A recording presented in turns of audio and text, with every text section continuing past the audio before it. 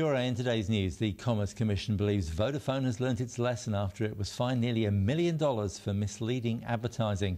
The $960,000 penalty is on top of nearly $500,000 imposed last year for 6 other Fair Trading Act charges. That means the total penalties paid by Vodafone make it the highest ever on a single defendant under the Fair Trading Act. Commission Competition Branch Manager Stuart Wallace says that Vodafone's made a number of changes to ensure that the same thing isn't repeated. Reassurance that New Zealand is on track with trade negotiations. APEC's over for another year, with even the Prime Minister saying that no obvious progress was made. But Trade Minister Tim Grosser says it pays to look at the big picture. He says New Zealand has come a long way, and overall every APEC summit does count for something.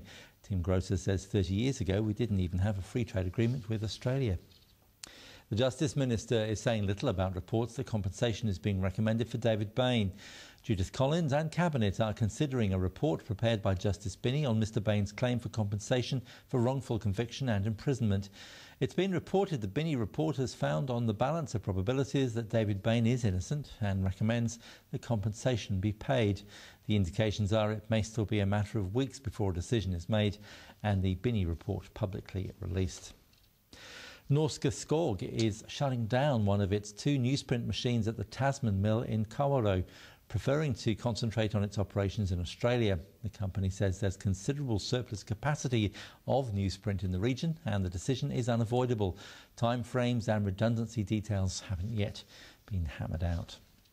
Waimakariri Mayor David Ayres believes the public won't be supporting a move to amalgamate councils in Canterbury.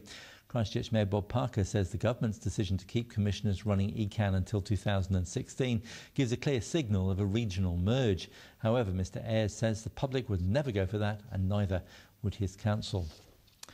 Overseas, and Pakistani judges have freed on bail a young Christian girl accused of blasphemy. 14-year-old Rimsha Marsi, who suffers from Down syndrome, spent 3 weeks in jail. Marsi was arrested after a mob accused her of burning pages of the Quran. Both Muslim and Christian clerics campaigned for her release, but many Christians still remain concerned for their own safety. The Prime Minister seems lukewarm on the idea of national backbencher Tau Henare being the next Speaker. It's widely expected that Lockwood Smith will leave Parliament this year to become New Zealand's next High Commissioner in London. Other names being touted are Ministers and long-term MPs David Carter and Maurice Williamson. Finally, the annual Bird of the Year competition kicks off today. It's Forest and Bird's 8th annual poll.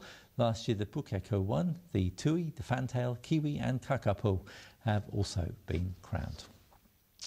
Ka nui ngā karere mātua mai I te whare kōrero o Reima Maori ora. Bye for now.